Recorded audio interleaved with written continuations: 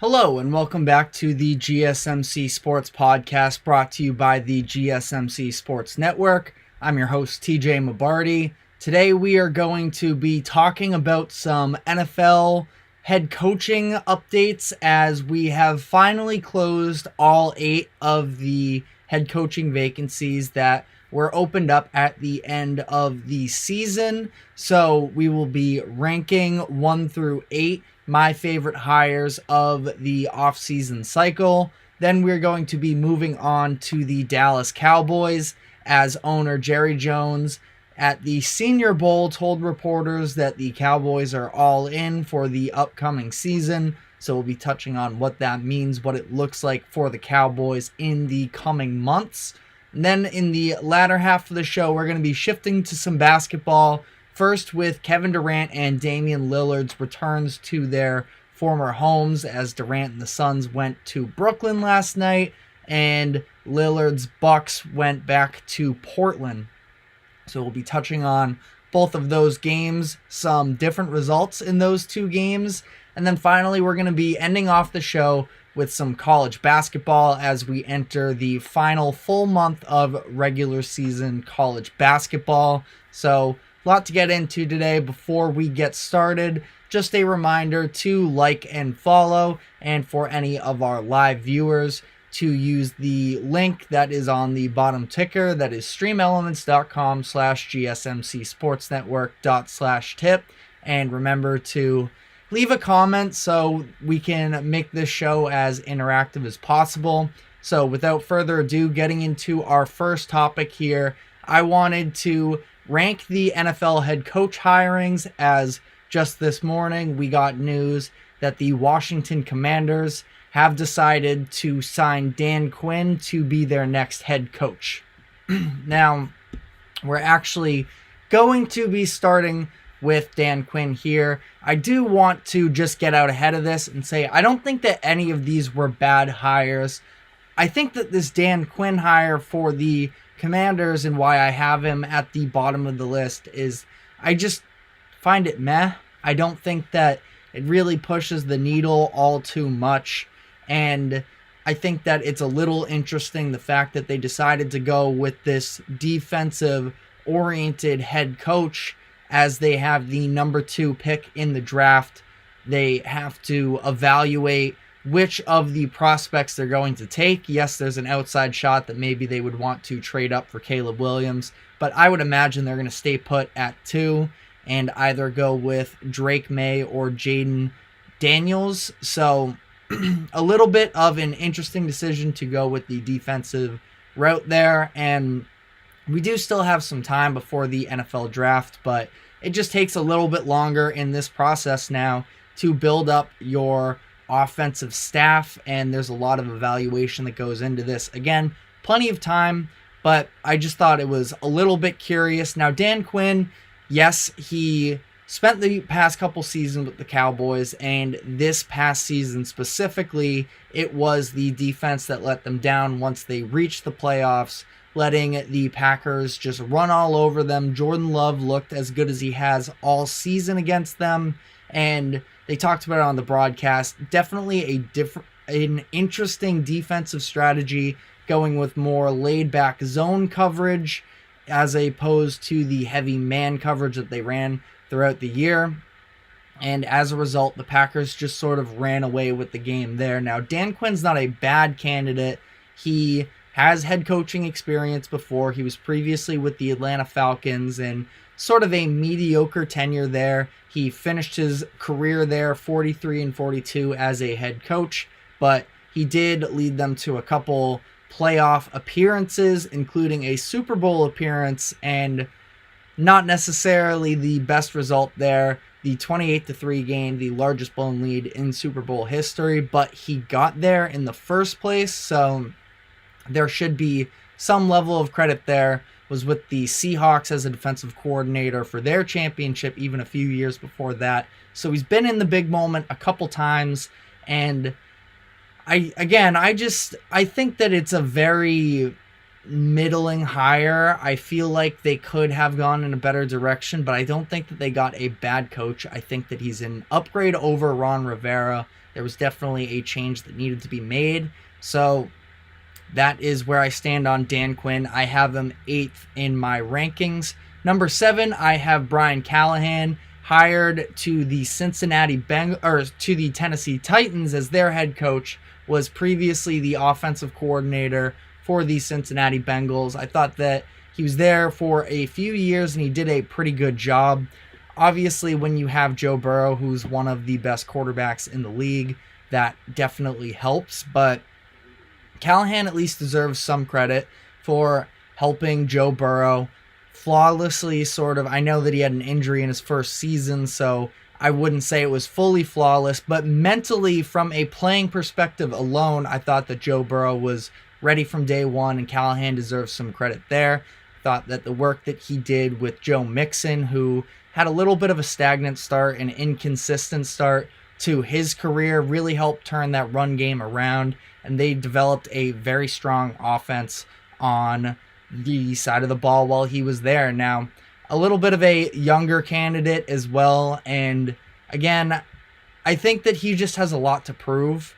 He was in a pretty good system there in Cincinnati with a lot of good players. So now he goes to Tennessee, where the quarterback isn't a surefire thing. Obviously, they bring him in to hope that they can help Will Levis develop, or if there's any outside shot that Malik Willis could be the quarterback of the future, then maybe him. They've taken both of these quarterbacks with day 2 picks over the past couple years, so hopefully they're imagining that one of these guys emerges as their quarterback of the future. Receiver is significantly worse than what they had going on in Cincinnati, and the offensive line definitely has its holes as well. So Callahan has a lot of obstacles in his way necessarily to run quite as efficient of an offense as he was running in Cincinnati. But again, don't think it's a bad hiring. I'm just not super moved by it, and we could come back and things could be different, but he's got a lot to prove to start off his job. Number 6, I have Antonio Pierce. I'm a big Antonio Pierce fan. He seems extremely personable. You can just tell by the way that the locker room and the team responded to him over the last few months that he was the head coach, that he's somebody that I think the Raiders did need at this moment. They have been in a little bit of turmoil in terms of their head coaches. They had Gruden a couple years ago, who was removed after the scandals sort of popped up with the emails, and at that time it was Rich Bisaccia that stepped in and took over for Gruden. That team actually ended up being pretty solid. Bisaccia led them to a 7-5 record and a playoff appearance. Now that team, it had a playoff caliber roster, but to go through that sort of mid-season change and to still end up in a decent position, I think that Bisaccia deserves credit for that. And there was talks at the time about bringing him back, but they end up going with the big splash name hire, Josh McDaniels. And that ultimately fizzles out this year. Never really looked great. And once Antonio Pierce steps in, the Raiders start winning games, and the team is smoking cigars in the locker room, and they just feel more free. A lot of people sort of want to make it a negative connotation that they were so happy to be this middling team, but they were in a really bad place, I think, mentally, that locker room was for the beginning of the season, and they turned themselves around. Max Crosby, their star defensive end, was openly advocating they need to bring back Antonio Pierce, and that's what they do. I think that it's the right decision. I did want to go back and sort of look at some of the history of interim coaches end up getting the head coaching jobs, and overall, over the past decade, it hasn't been all too successful. You have Doug Marrone, who took over for the Jaguars in 2016 after Gus Bradley was fired. He held the job through 2020. Mike Mularkey took over in Tennessee, and despite making the playoffs in his second year after being named the full-time head coach, the Titans decided to fire him. Romeo Crennel was the interim coach in 2011, and he was given the reins as the head coach and then immediately was fired after the next season after the Chiefs went 2-14.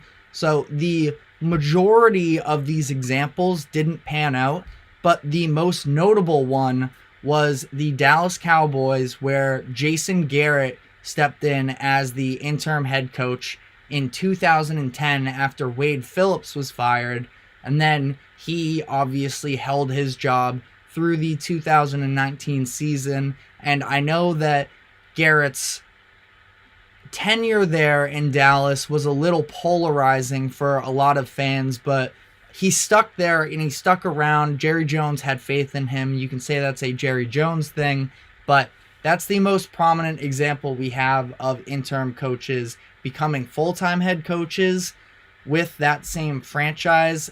It has not had a great track record, but hoping that Antonio Pierce can buck that trend. Number 5, I have Gerard Mayo to the Patriots. The Patriots had a succession plan in place to have him take over once Bill Belichick was out in New England, and that's how this came about. So it was a pretty flawless transaction for the most part. The players seem to be on board with it. Kraft seems stoked to have Mayo on board, a former player that played linebacker for them, won Super Bowls with them.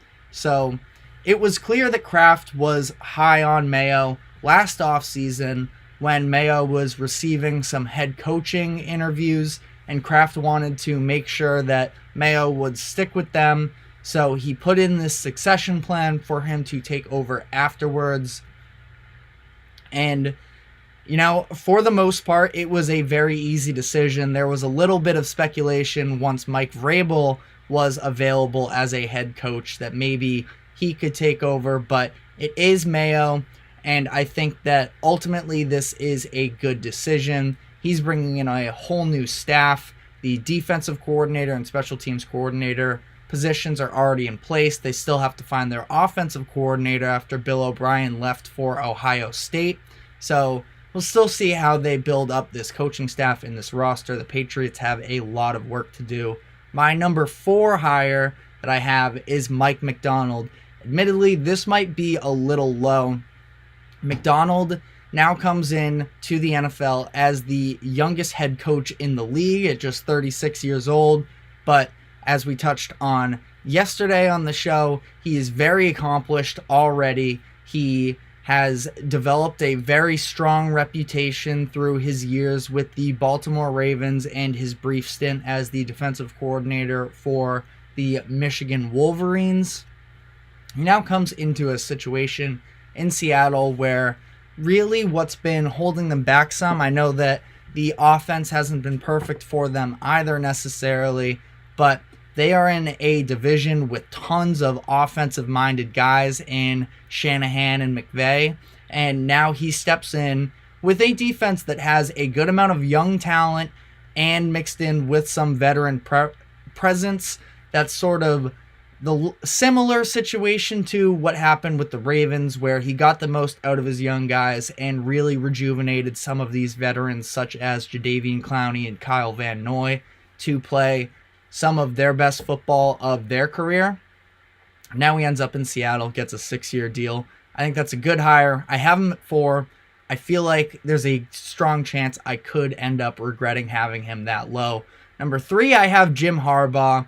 I know that this is obviously the flashiest pick, but I think that there are maybe some long-term concerns here. Now, I think that from day one, it's going to be a spark plug that the Chargers need to sort of get themselves in shape here after sort of feeling lost this year. Obviously, Justin Herbert goes down with an injury for the second half of the year, and they were sort of automatically out of contention then, but the season seemed over even before then. So now Harbaugh can come in, and he can help maximize the potential of Justin Herbert, ideally, build up a run game that has been miserable for them, and they have an aging roster. So it's going to take a little bit of overhaul in terms of contracts and roster-wise, but I think that he has a reputation of building up really good coaching staffs and having his players buying into his system. So I think that they can turn this around relatively quick within the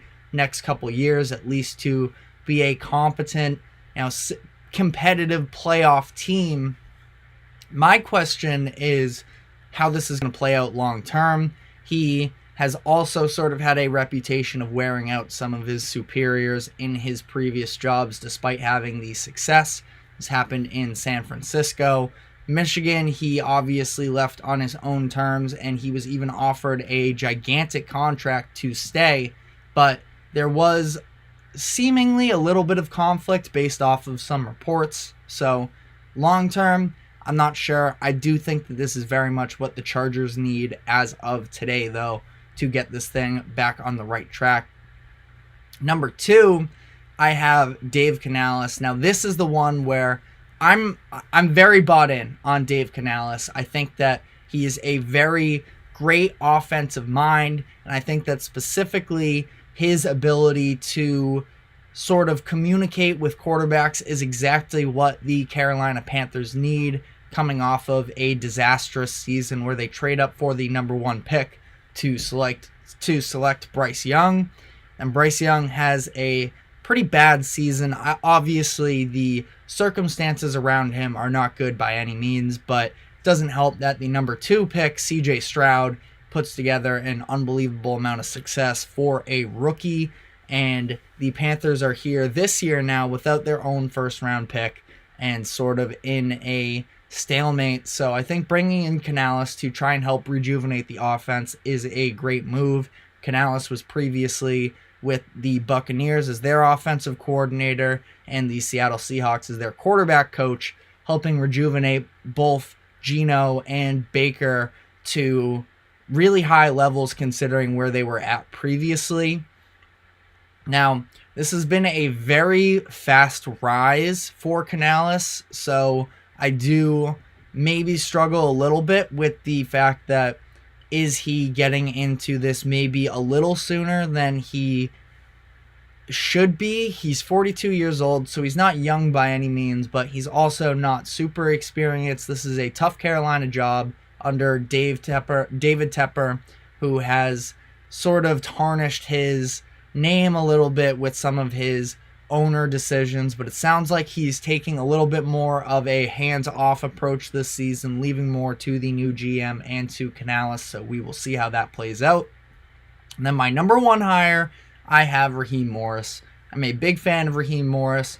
I think that he has all of the valuable experience you could want from a head coach. He has championship experience with a couple different teams. He worked on the defensive side of the ball with the Rams as the defensive coordinator for their Super Bowl win a couple years ago, but he was at least also there present for this McVay offense, so not that he's going to necessarily be overly involved on the offensive side of the ball, but has seen a system that has worked and has taken them to the highest levels for a Super Bowl. I thought that the Rams were the most overachieving team in the NFL this season, and a lot of that had to do with how much Morris was able to get out of this defense considering the circumstances in order to put themselves in the position for the Super Bowl in 2021.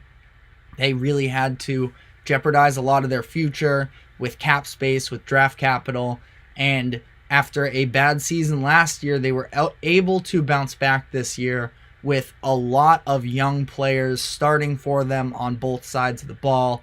Defensively, they had the likes of Jordan Fuller, Byron Young, Michael Hoyt, Russ Yeast, Kobe Durant. These were all guys that either weren't here for their Super Bowl or were on the roster and weren't getting playing time.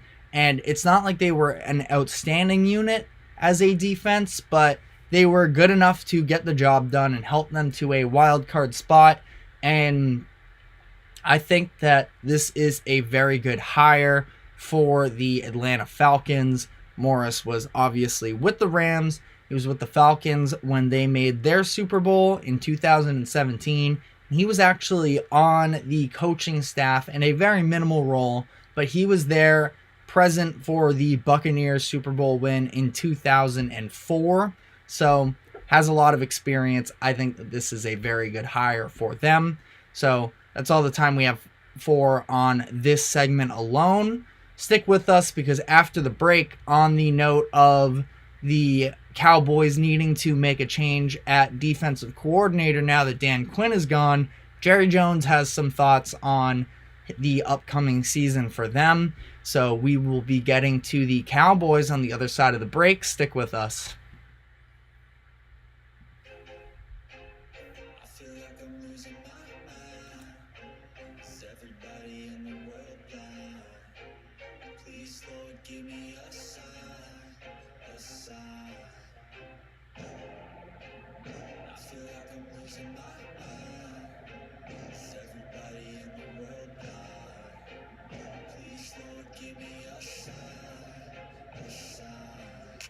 Be the greatest. Everybody on the fake shit. I look around and feel like everybody is the fakest. I make this every day and I'm impatient, hoping one day I blow up from the basement. Statement, the top is so vacant. I don't hear shit that I think is amazing. Waiting for my day when I'm playing sold out shows for 1,000 faces. Hey, give me that crown, get in my way and to be put down. It ain't your place, all this my town. If I want that shit, then I'll get it right now.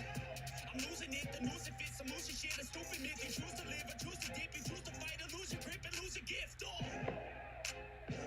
Like I'm losing my mind.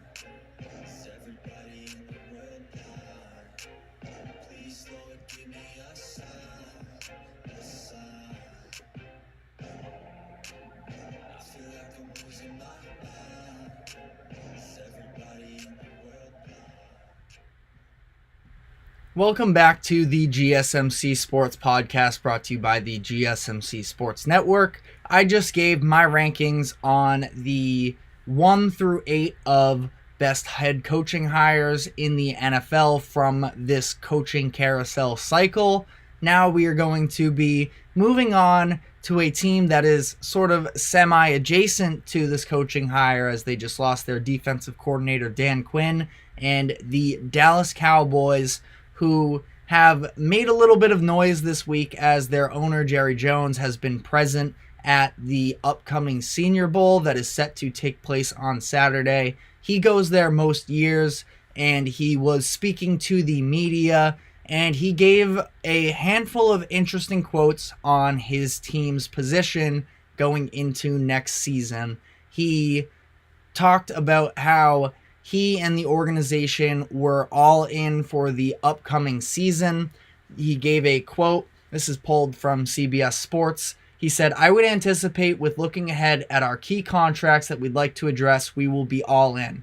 I would anticipate we will be all in at the end of this year. We will push the hell out of it. It will be going all in on different people that you've done in the past. We will be going all in. We've seen some things out of some of the players that we want to be all in on. Yes, I would say that you will see us this coming year, not build for the future." Now, if you couldn't hear, it was a lot of all-in talk. Gave the term exactly 5 different times in that little speech there. And he was talking about how they've sort of been within this realm of contending, but haven't been able to capitalize just yet.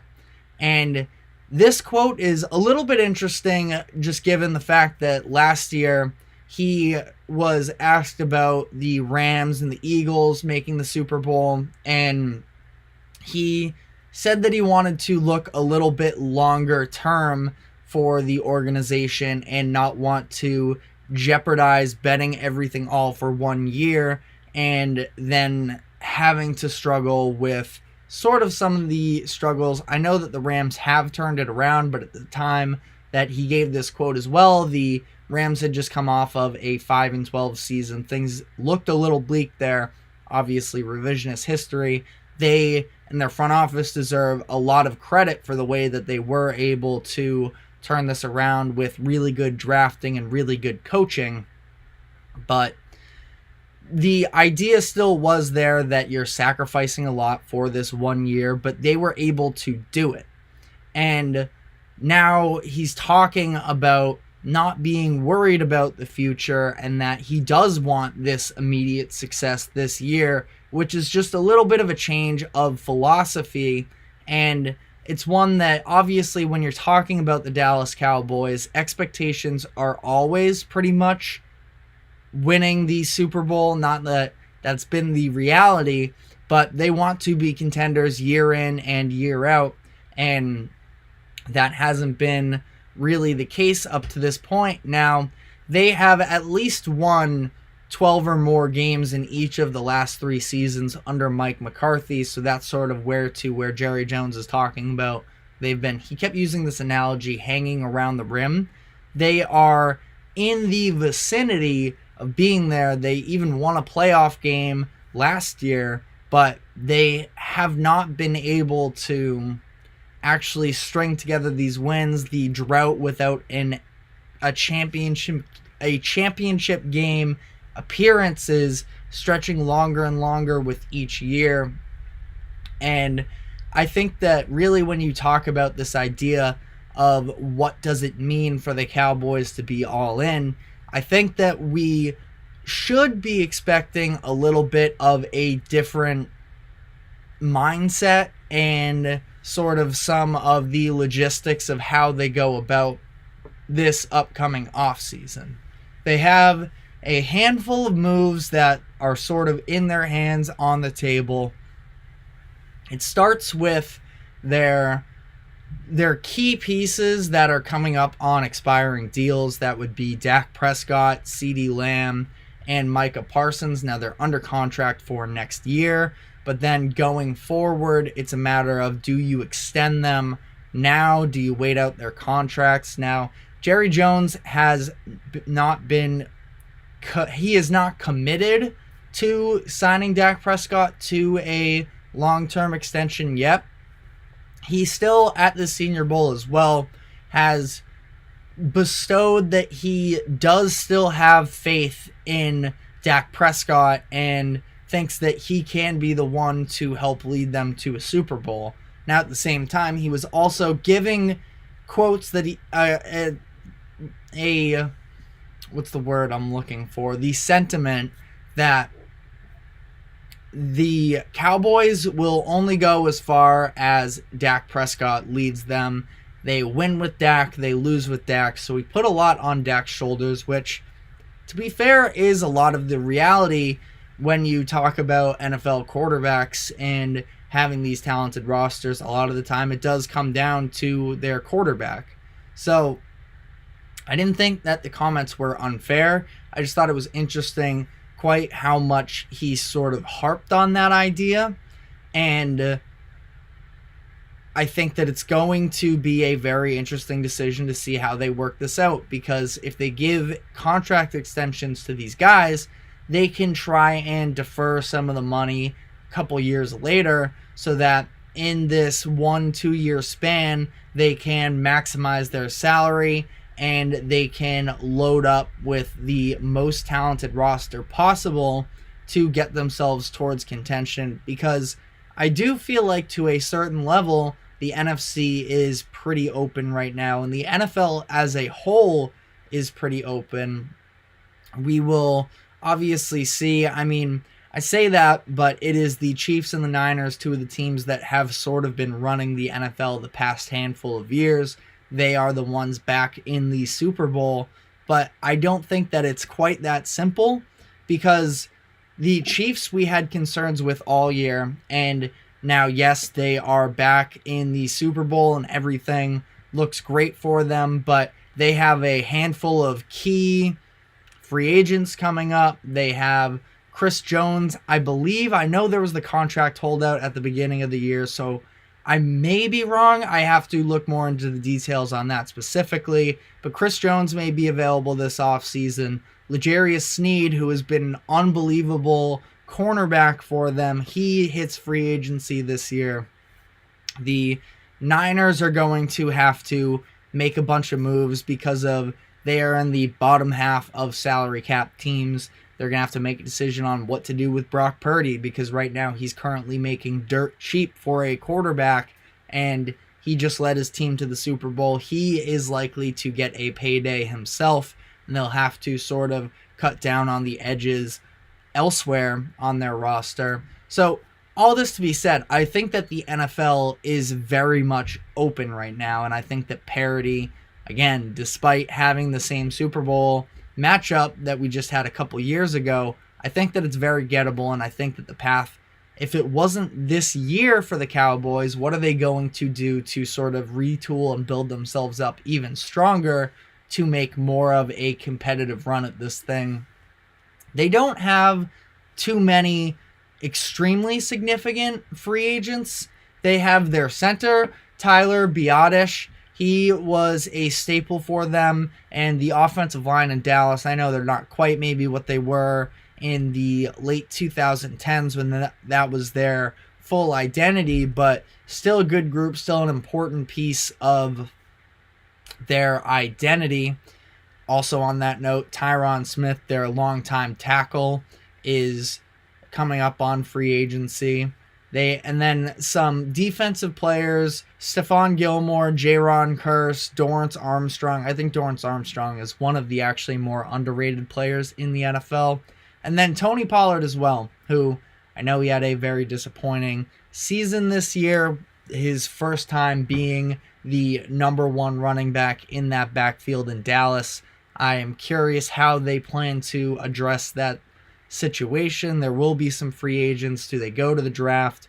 But sort of on that note as well, talking about the draft, I think that if he is talking about all in and pushing all the chips into this season, does that mean that they are potentially going to look to try and send off some of these draft picks to get high caliber players? Like last year, they traded a late round pick for Stephon Gilmore, who had a very solid season for them on the defensive end, former defensive player of the year, had sort of been middling over the past couple of years since his departure from New England, but showed flashes, and he showed flashes this year as well. I don't think that he's going to be back in Dallas on anywhere near the same contract that he had this previous season, was making a lot of money. I don't think he's going to be able to cash out the same way, but this just to be said that they were willing to sort of give up some of this lower end draft capital. Could we see them move on from a day one pick, a day two pick for them? Because I'm not sure if at this point, with the pressure that is surrounding really their two cornerstones in a sense between Mike McCarthy and Dak Prescott, how much do you want to sort of bank your futures on these unproven rookies? And again, we've seen how much impact rookies can have in the NFL. If you look at the Rams, I mean, I think that Puka Nacua was really the catalyst to, obviously it was Matt Stafford coming back from his injury, but it was finding a gem like that. It was finding a Byron Young in the third round and getting these cheap contracts to also make up for your heavy spending in other areas. And I just think that it's going to be very interesting to see how the Cowboys, in their new self-called all-in mentality, are going to try and weigh the balance of not giving up your entire future, but as Jerry Jones put it, not concerning yourself too much with the future and focusing on what can we do that will make us the best possible team today. Because I think that between all these players that I just mentioned that are going to be due for getting their money soon, as in Dak Prescott, CeeDee Lamb, and Micah Parsons, they have cornerstones at three of the most important positions in the league. I think that they have the offensive line that's been great. If they get Biadasz back for their center, they have Tyler Smith as well, their rookie. He's also been very effective. Running back, you probably let Pollard go, but I'm sort of the belief that as long as you have a good offensive line in place, which the Cowboys do, you can sort of make that running game effective. And I know it's probably easier said than done, and the Cowboys fans would likely be the first to tell me that, because this season was so underwhelming, but as far as the run game specifically goes. But I think that you have the pieces in place at all of the cornerstone positions, including your head coach. I know that Mike McCarthy, a lot of people aren't high on him. I think that he's fine. It's a pretty simple argument for him either way. There's no denying that he has a lot of success during the regular season. There's also no denying that given the rosters he's had over the years, probably should have one more. And this is dating back to his tenure with the Packers, where yes, they win a Super Bowl with Aaron Rodgers, but given how much talent those Packers teams had, and I know that defenses weren't always the best in those Green Bay groups, the fact that they only got one Super Bowl appearance out of that as a whole is pretty disappointing. And you can sort of spread the blame any way you want. I think that it is an indictment against Mike McCarthy that he hasn't won more, but just like that, you also do have to give him credit for what Jerry Jones was talking about, is he keeps you in the vicinity of being able to make that push. Now, Jerry Jones and his son Stephen Jones, they're going to have to sort of take that level and roster-wise construct a group of guys that can take that next step. And I'm very fascinated to see how Jerry Jones manages this all-in. And I don't want to get too caught up in the all-in term, but I read the quote. He said it 5 times. He means all in, one way or another. It's just a matter of what that looks like.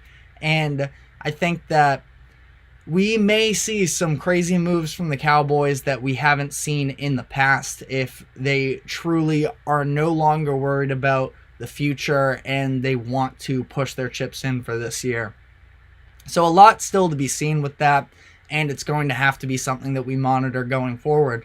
But we are going to be taking another break. On the other side, we are going to be getting into some NBA, because last night we had a couple homecomings for 2 future Hall of Famers in Kevin Durant and Damian Lillard. So we'll go over how those games went and what some of the bigger picture stuff means with both of those situations. So stick with us. We will be right back.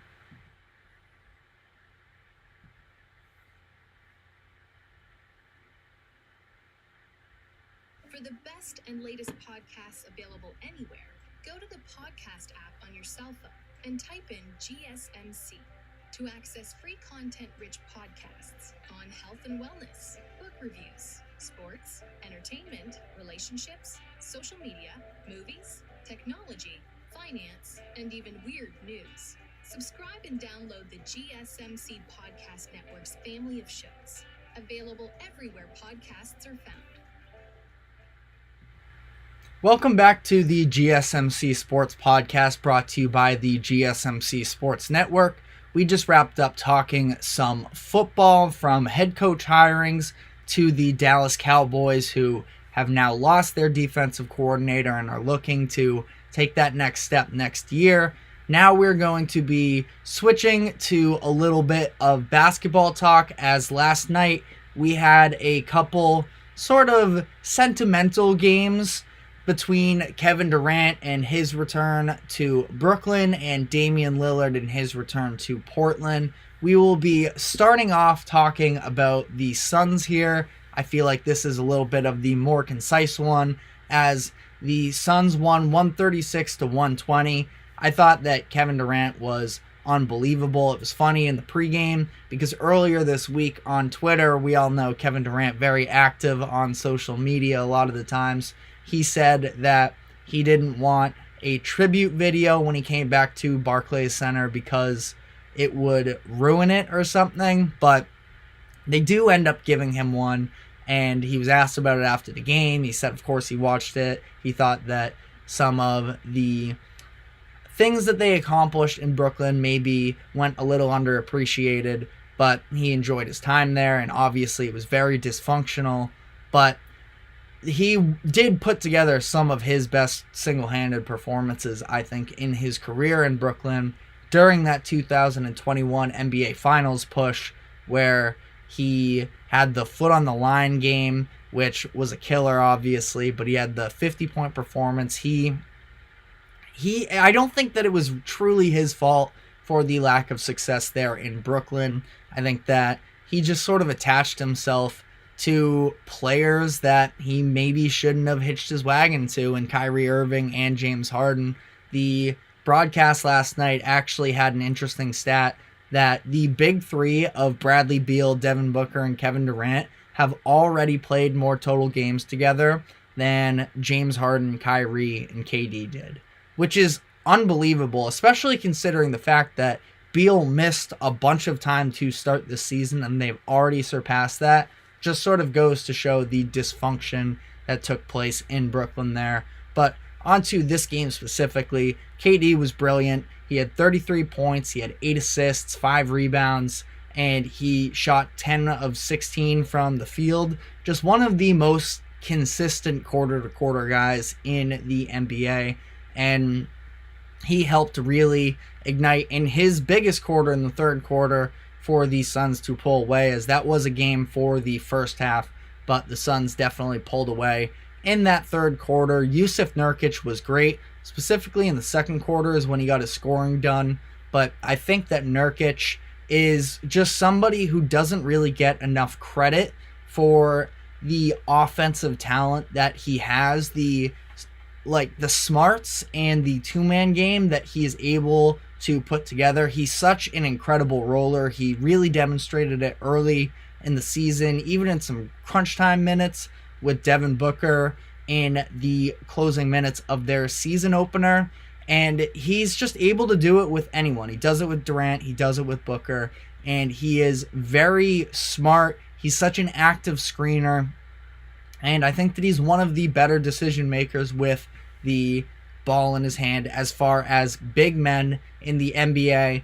But that does sort of take me on to the point of the Nets sort of tried to dirty that game up a little bit, made it difficult for the Suns down the stretch. They were throwing full court presses at the Suns, forcing them into turnovers, and we talked about it on the show previously about the Suns rounding the corner, where they obviously have so much talent, and up to this point, not having a point guard hasn't hurt them in these crunch time minutes. They had a couple big games, a couple comebacks recently. There was the Sacramento game, and then there was the Chicago game where Kevin Durant had the game winner, and it has not hurt them up to this point, but it is something you worry about a little bit. I don't remember what the exact stat that the broadcast showed, but the Suns are one of the worst fourth quarter teams in the NBA, and it sort of showed, at least at flashes at this time. Now, they were ultimately able to just sort of shoot their way out of it. Eric Gordon, who was starting for the injured Grayson Allen, had a handful of big three-pointers made down the stretch of that game. So they were able to keep the Nets at bay, despite it getting down to 10 points at one point and things looking a little murky. But they come away with the win there. And ultimately, this is just sort of the direction as the Suns are trending up. The Nets have been a very mightily struggling team, especially come fourth quarters and those comeback wins. Although Cam Thomas, he does still continue to impress me as an individual scorer. He hit some big shots in that game that I was very impressed with. A lot of difficult shots. So it was a pretty impressive performance from him, but ultimately came up short. Now, Damian Lillard and the Milwaukee Bucks coming to Portland. This is Dame's first game back in Portland as an opponent. This is also Doc Rivers' second game as the head coach of the Bucks. So definitely a good amount of storylines coming into this matchup. And it was a nice moment before the game where Dame got the standing ovation that he deserved from the Portland fans. Obviously, very history between the two of them. Dame is on the Mount Rushmore of Portland Trailblazers, But something less nice for Dame and the Bucks is the Milwaukee Bucks defense, which still continues to be a huge problem for them. They allowed Portland to score 67 points in the first half and ultimately won 19 in the game. The Blazers had, I think it was 97 entering the fourth quarter when they were winning, and they built that lead up to 10 points at one point, and the Bucks were able to storm back some, make it a one-possession game off of a Brook Lopez three-pointer to get that thing close again. But some interesting decisions down the stretch.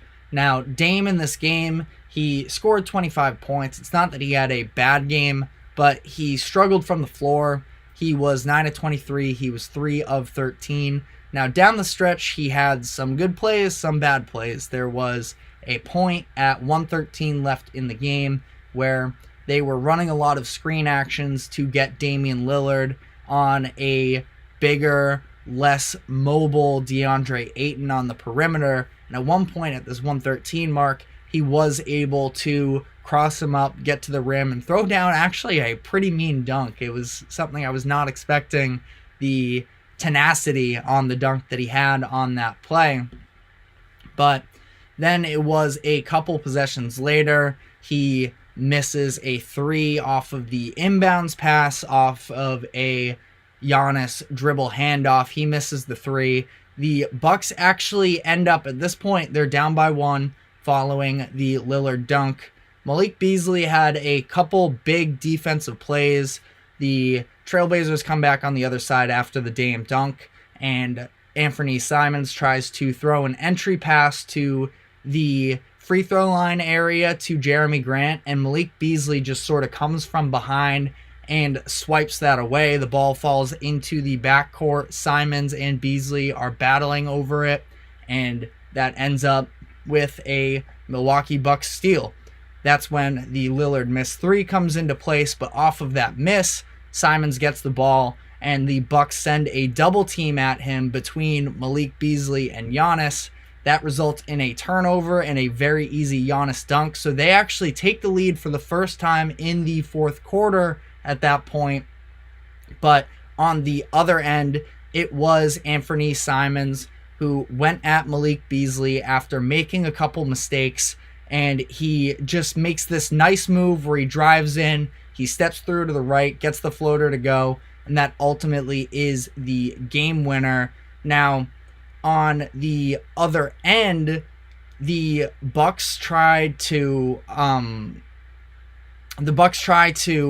get it going again with another Lillard shot. He has it on the perimeter. He gets the switch with DeAndre Ayton on him once again, but it was Malcolm Brogdon who crashes in to send the double team at Lillard, so he has to pass it off to Brook Lopez.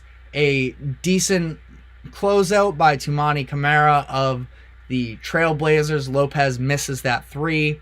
They end up having to foul the Blazers.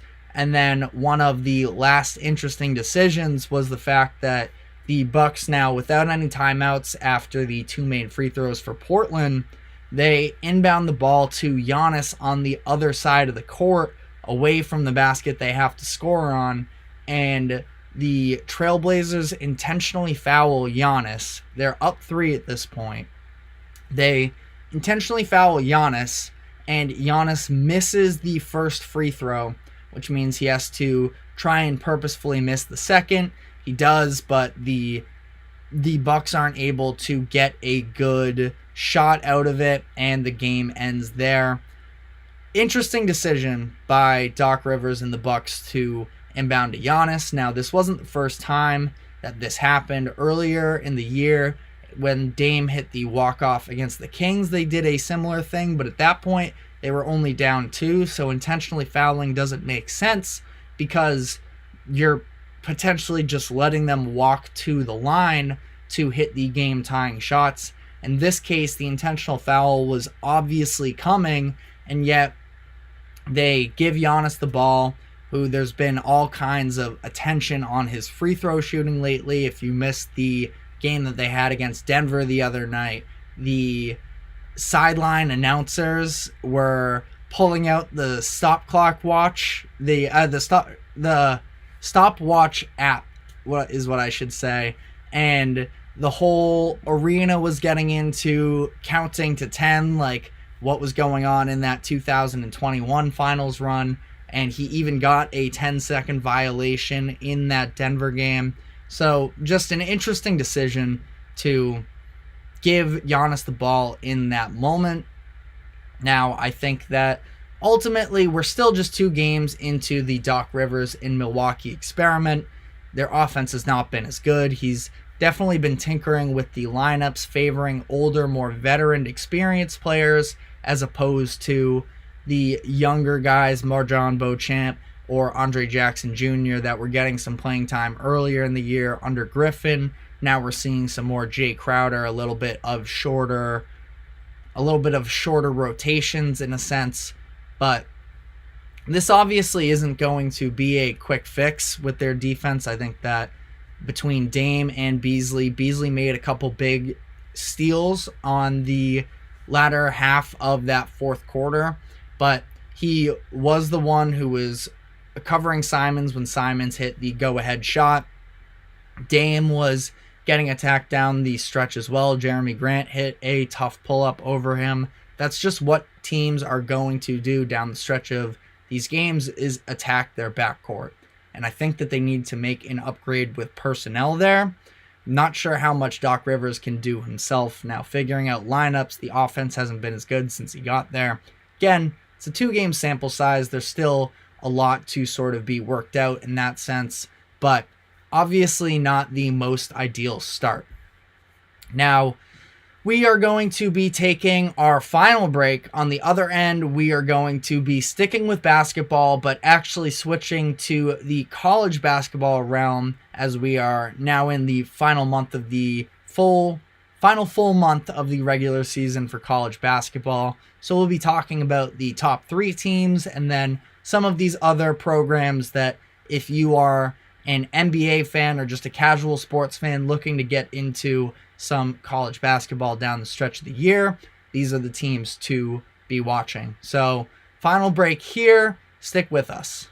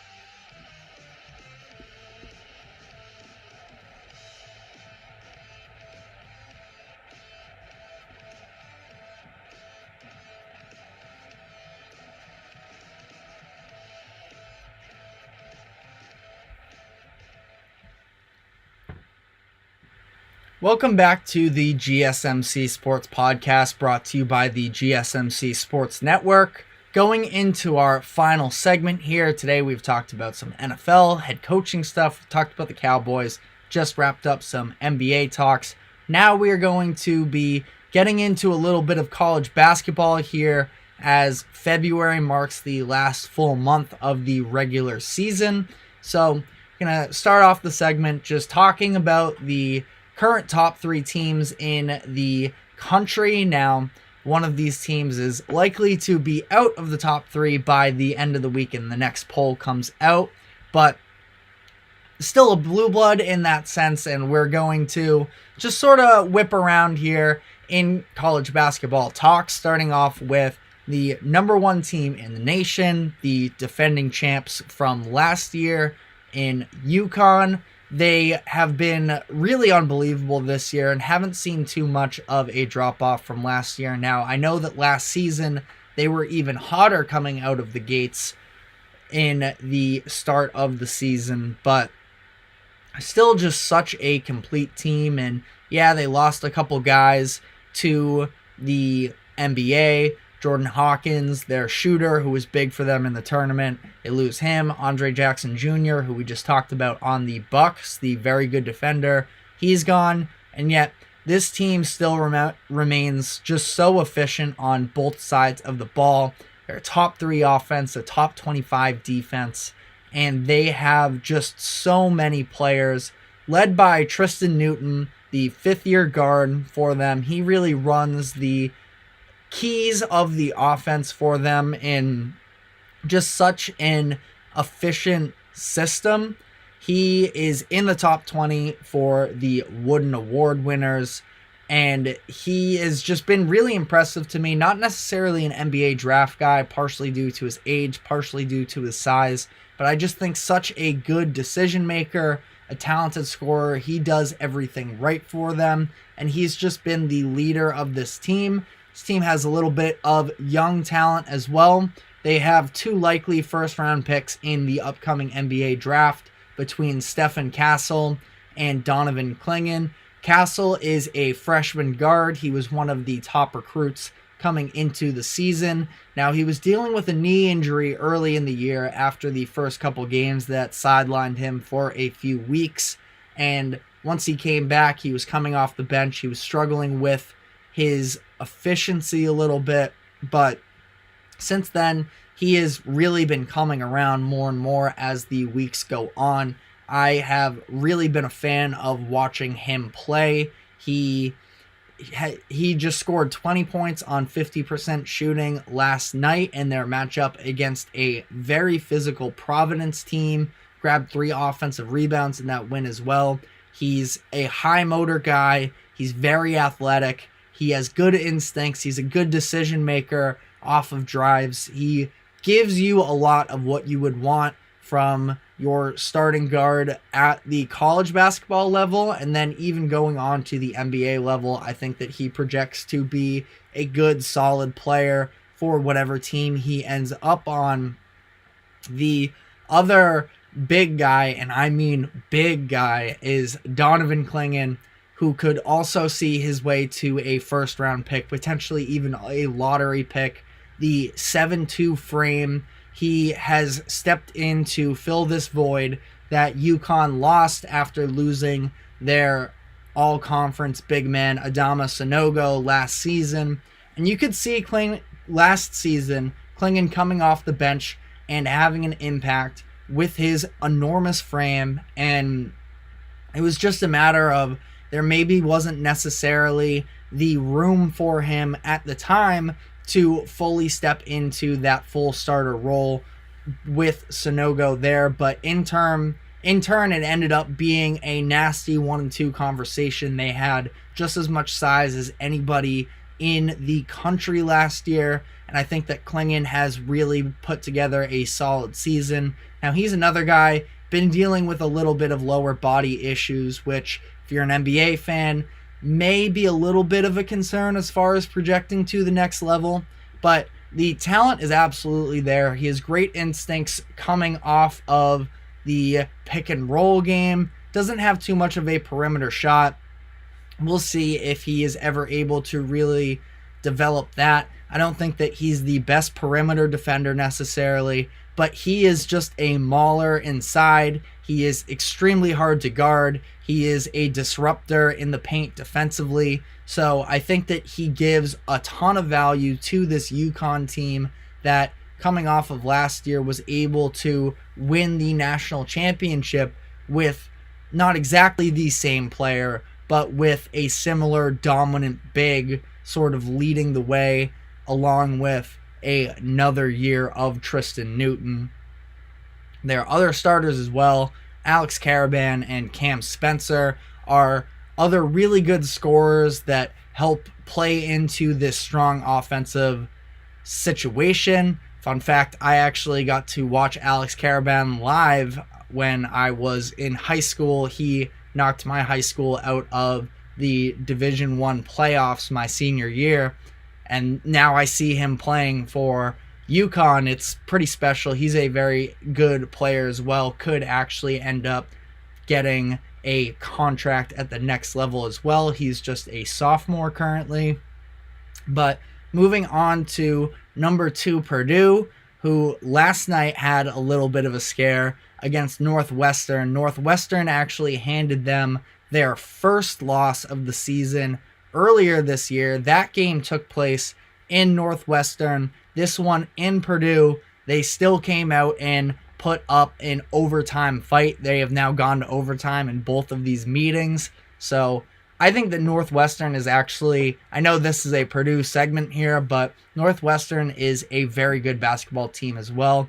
If you have not had the chance to look into Boo Buie, great name, even better basketball player. He is a killer for Northwestern, and if Northwestern makes the tournament, which I think that they probably are on pace to do so this season, he could definitely be a catalyst for at least one upset win.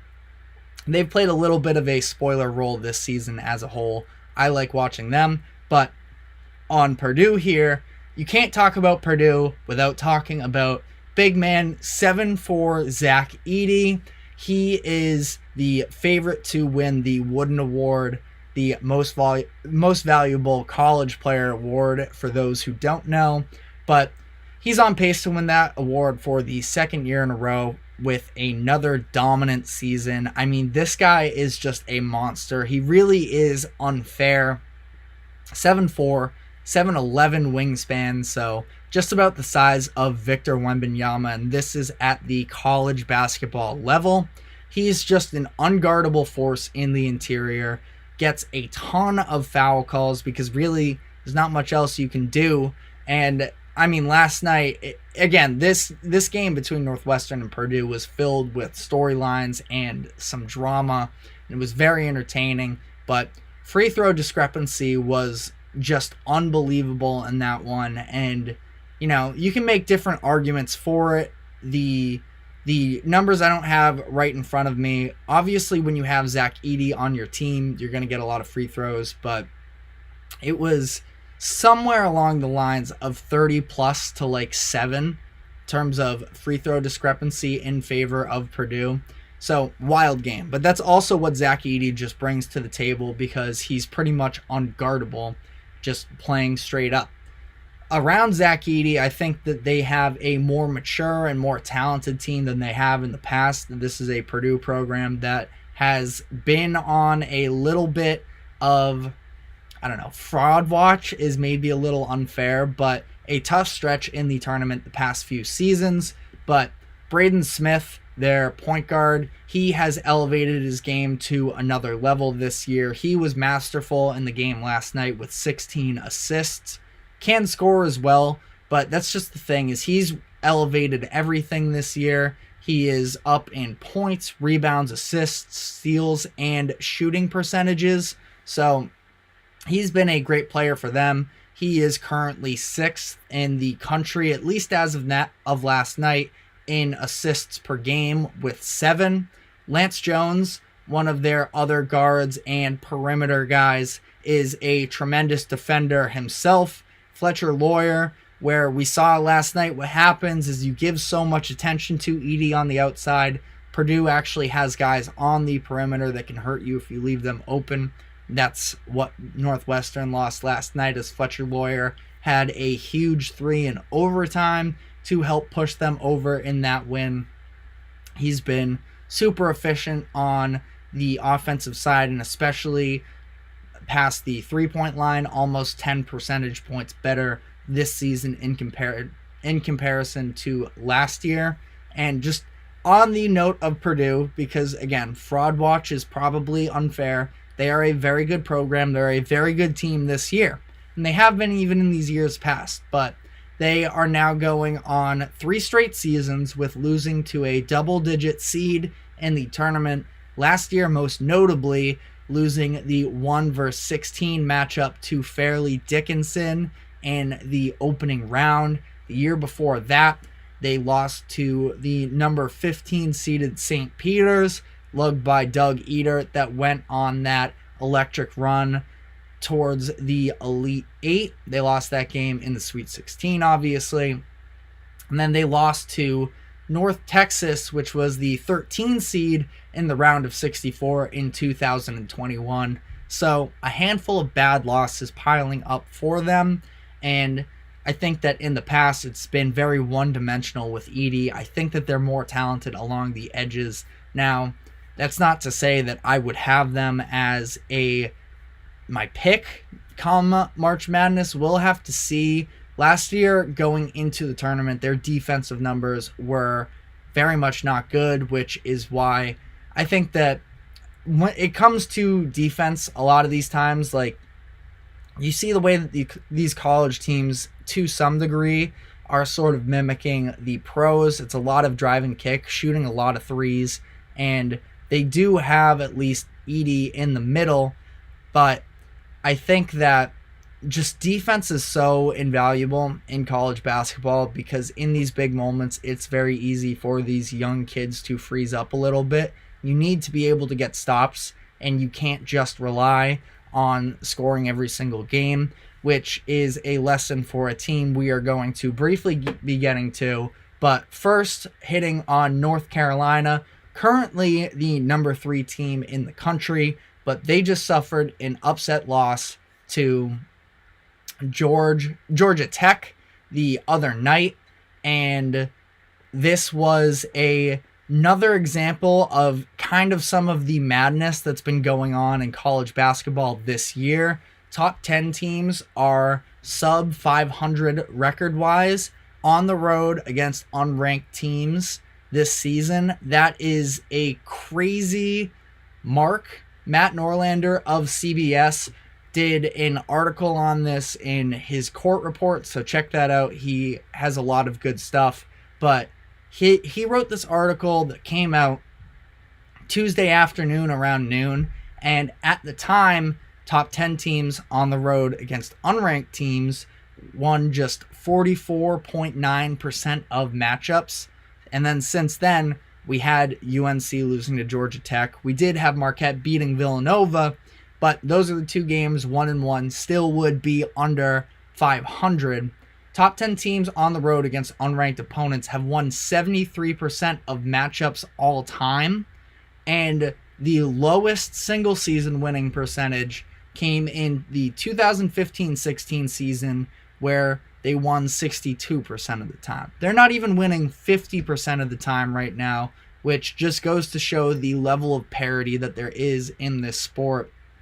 You can also choose to make the argument that it is about the polls not being quite as precise, but I think that it does have to do with the lack of that many dominant teams in the league. But talking about UNC quick, very good on defense.